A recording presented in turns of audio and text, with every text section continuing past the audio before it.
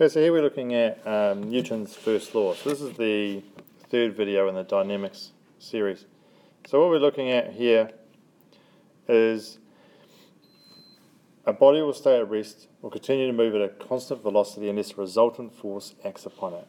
So the important things here are the rest, okay, so an object will stay stationary or will be a constant velocity, okay, so important thing there is the constant, and it needs a resultant force to change it.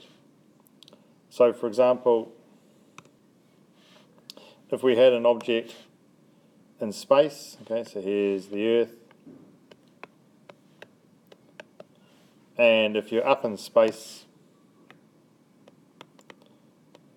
this object will continue in the same motion because there are no forces on it in a sense, okay, so we're ignoring gravity, okay, this thing can continue going at one velocity forever unless another force is applied to it, a resultant force. So you'll need to apply, let's say, a force to the side, and then the thing will start curving off into a new path. So we've provided a resultant force. Or if we did have this weight force, or a force going down balanced by another force, then it could also be going straight. But if we make one of these forces larger, so push harder on one side, so there is an unbalanced force or a resultant force, then we'll curve off.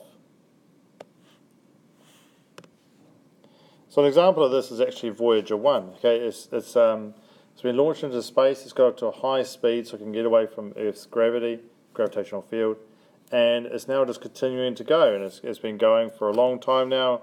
It's more than 16 billion kilometers away. Okay, so it's a long way away. Is it outside our solar system? That's actually something that the scientists are debating at the moment. Or you could have this thing here. So let's say this object was going down a slope. That's not a good colour. Let's try colour. Let's try purple. So let's say this object was going down a slope at a constant velocity. Okay, so it's constant velocity.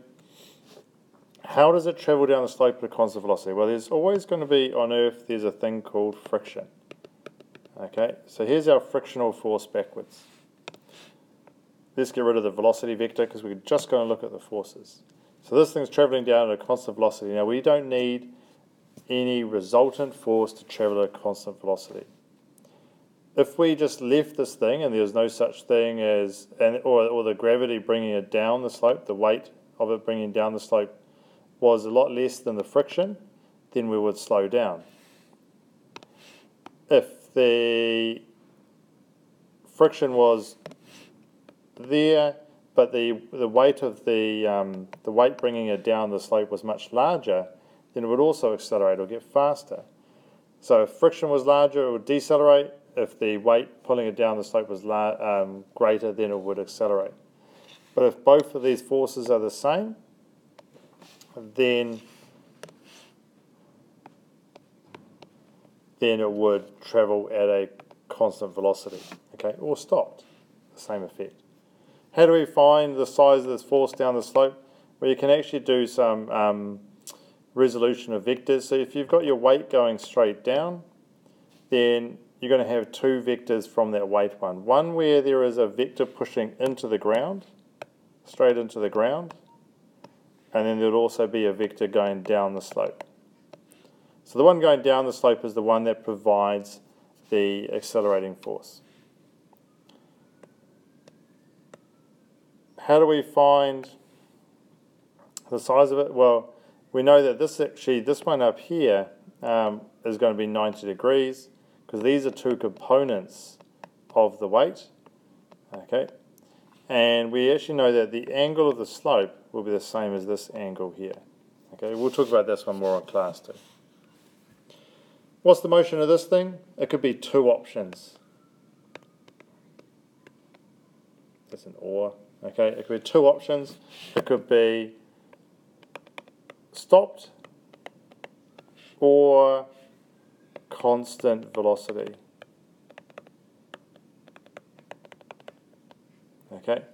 either one. So constant velocity or stopped.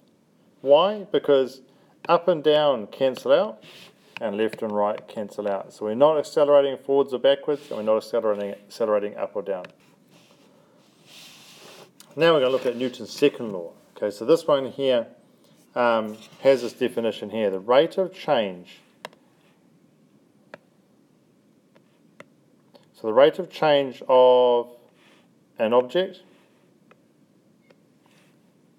rate of change of momentum of an object, okay, is proportional to the resultant force acting on the object, and it takes place in the direction of the resultant force. Okay, so the rate of change, that means we're dividing by time. So somehow we're going to divide something by time and change of momentum. So final momentum, that's an F, minus initial momentum. Okay, and dividing by time will give you your rate of change of momentum. And you see here, force is proportional to that. If we carry on from here, we're going to replace the change of momentum in the equation mv and mu. In other words, mass times final velocity and mass times initial velocity. So when we replace time in the last thing with the little t, okay, and then we bring out the common quantity m on the top line, here you get m times v minus u over t is proportional to f. Now we know what v minus u over t is equal to, and that's equal to acceleration. So that means that force is proportional to mass times acceleration. Now it's only proportional to, it's not equal to at this stage. So if we actually if we did an experiment where we had mass and acceleration, and depending on the force, so we apply a force to an object, measure its acceleration, and multiply it by its mass, and then put a graph of results, you'll get a nice straight line like that. And the gradient in this case would actually be equal to 1, or it's been defined actually to be equal to 1. And that means that the constant in F equals ma is actually equal to 1. So, F equals kma, so that means it would actually be F equals ma. We ignore the constant of proportionality. Because whenever we have a proportion sign, we can make an equal sign by adding some constant to the equation, which is usually the gradient, because of y equals some constant times your x values. And my x values were ma, my y values were f, and my gradient was k. What's important about this, we have found this formula, f equals ma, and something that's very important, this is not the defining formula for Newton's second law. Okay, the defining thing is actually the rate of change of momentum. Okay, there's more likely to be the defining formula than one with an equal sign in it. And you always got to remember the acceleration is always the same direction as the resultant force. And the other thing to be aware of is that force is a resultant. So if you had an object with a force of 20 newtons forwards and 10 newtons back, that should make it 18, then the accelerating force that we put into F equals ma is 2 newtons.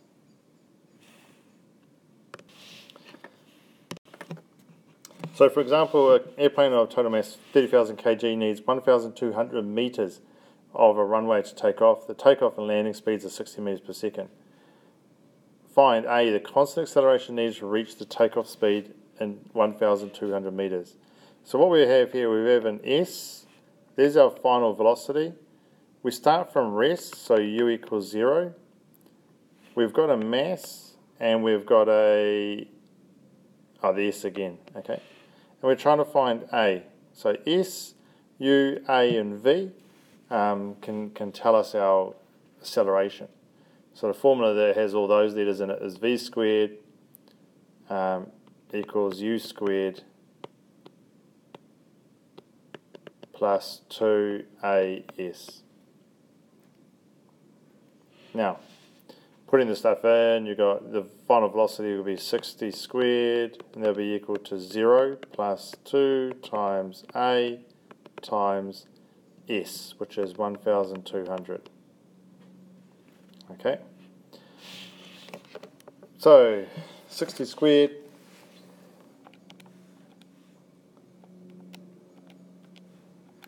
is equal to 3,600, and A, do the slowly so people can make sure they catch up, times 2,400. Let's just put the 2,400 on this side to save time. Okay, and that gives you A. So A equals, have you worked it out yet?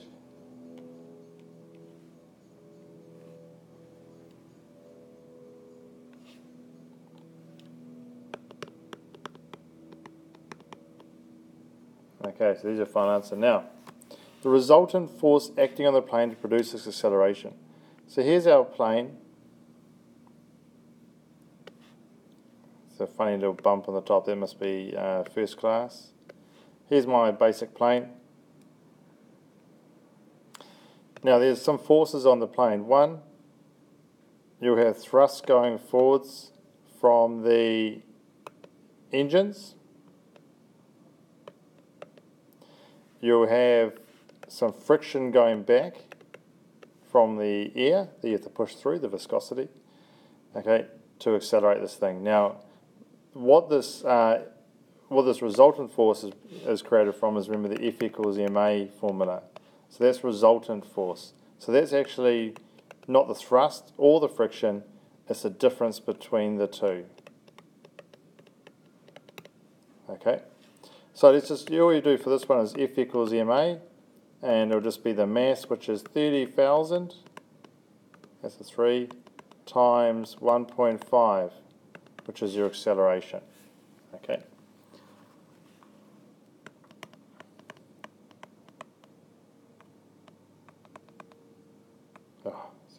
Anyway, the thrust provided by the engines if the drag due to the ground and wind resistance is taken to have a constant value of 10,000 newtons. So our unbalanced value is this one here. So now we've got 10,000 backwards. So what must the forwards force be to give me a difference of 45,000? So that means the thrust must equal 55,000 to overcome that friction to give you a resultant of 45,000. This is an experiment that we're going to do in class. Okay, the weight of this object here, so the weight of this object here is going to accelerate this mass, okay, with an acceleration. However, it's also going to accelerate its own mass, okay, so it's accelerating two things. So this is all about F equals ma, and we're going to do this in class. For example, this is actually how it could work. Okay, so let's say this weight of this thing is going to accelerate it. So weight equals m times gravity. So it'll be 2 times, let's just do 10 for ease. So it'll be 20 newtons. That's the accelerating force. Now if we're going to find out what the acceleration is, it'll be acceleration equals force over mass from F equals ma. 20 divided by the mass that force is accelerating. Now it's not just accelerating this mass, it's also accelerating that mass. And we're ignoring friction, by the way. So that means the mass is actually 6 kgs. Oh, horrible colour. 6 kgs to find your answer.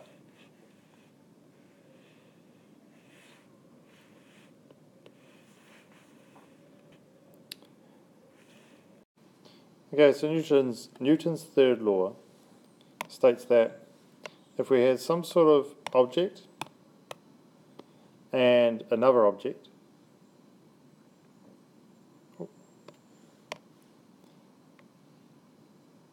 and one was pushing against one of them, so pushing against one, like this one here, and that means the other one will push against the other one with the same size force. So in other words, whenever a force acts on a body, an equal but oppositely directed force of the same kind acts on another body. So for example, this apple doesn't have to be on a desk, it could be just up in the air, has a weight force going down due to the mass of the Earth. But then the Earth has an equal opposite force directed towards the apple because of the mass of the apple. Both of these are gravitational forces. So both of them are gravitational forces, both of them are equal in size, and both of them are opposite direction. So important thing here is that they're both the same type of force. If the apple was sitting on a desk, okay, if the apple was sitting on a desk, then the pushing force down on the desk, which does not have to equal the weight, will be balanced by a normal force going up. So looking at this diagram here, they show that there is a force pushing down on the desk, and that's got a reaction to a normal force pushing up.